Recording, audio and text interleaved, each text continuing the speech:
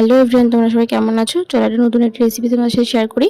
তা সব উপকরণগুলো সব রেডি করে নিয়েছি। আমি এখানে 3 কাপ মতো তুলাই পানি চাল নিয়েছি আর সব মশলাগুলো রেডি করে নিয়েছি। দিয়ে আমি গ্যাসে 4 টেবিল স্পুন মতো আমি সাদা তেল নিয়েছি আর 3 টেবিল স্পুন মতো ঘি নিয়েছি। তোমরা চাইলে ঘিতেও করতে পারো পুরোটা। ভালোভাবে গরম হয়ে গেলে আমি 3-4টে এলাচ, একটুখানি দারচিনি, লবঙ্গ আর একটা শুকনো লঙ্কা ফাটিয়ে দিয়েছিলাম আর দিয়েছিলাম একটা তেজপাতা। এগুলো ভালোভাবে ভাজা ভাজা করে নিয়ে আমি 2টো পেঁয়াজ ভালোভাবে কুচি করে নিয়েছি, ওটাকে ভালোভাবে ফ্রাই করে নেব। ভালোভাবে ফ্রাই করে নেওয়ার পরে আমি এখানে চিংড়ি মাছগুলোকে ভালো করে ধুয়ে কেটে পরিষ্কার করে নুন হলুদ মাখিয়ে নিয়েছি।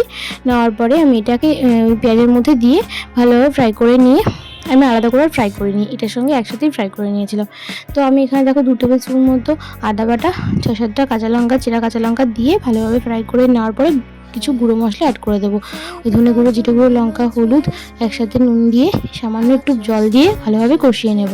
কষিয়ে নেওয়ার পরে বেশ কিছুক্ষণ কষানোর পরে যখন দেখবো মশলাটা ফ্রাই হয়ে গেছে, তখন আমি চালটাকেও এখানে অ্যাড করে দেবো। চালটা ধুয়ে ভালোভাবে ওখানে অ্যাড করে দেবো।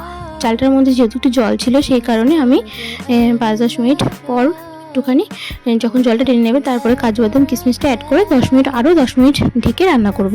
10 মিনিট পরে আমার যখন জলটা শুকিয়ে যাবে, এখানে যেহেতু আমি 3 কাপ জল দিয়েছিলাম, আমি 6 কাপ মতো জল ভালোভাবে গরম করে নিয়েছি, ওটাকেও অ্যাড করে দেবো। দেওয়ার পরে ভালোভাবে নাড়াচাড়া দিয়ে ঢাকা চাপা দিয়ে আরও 10 মিনিট রান্না করব। 10 মিনিট পরে আমি ঢাকনাটা খুলে সামান্য চিনি, একটুখানি ঘি অ্যাড করে দিয়ে নাড়াচাড়া এপিট ওপিট করে ভালোভাবে নাড়িয়ে চাড়িয়ে দেবো।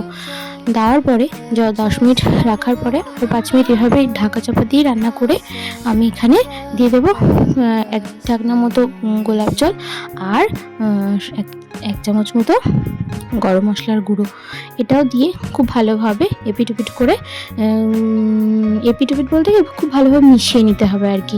কড়াইটার মধ্যে দিয়ে ভালোভাবে মিশিয়ে দিয়ে গ্যাস ওভেন বন্ধ করে দিয়ে 5-10 মিনিট পর সার্ভ করে দিয়েছিলাম।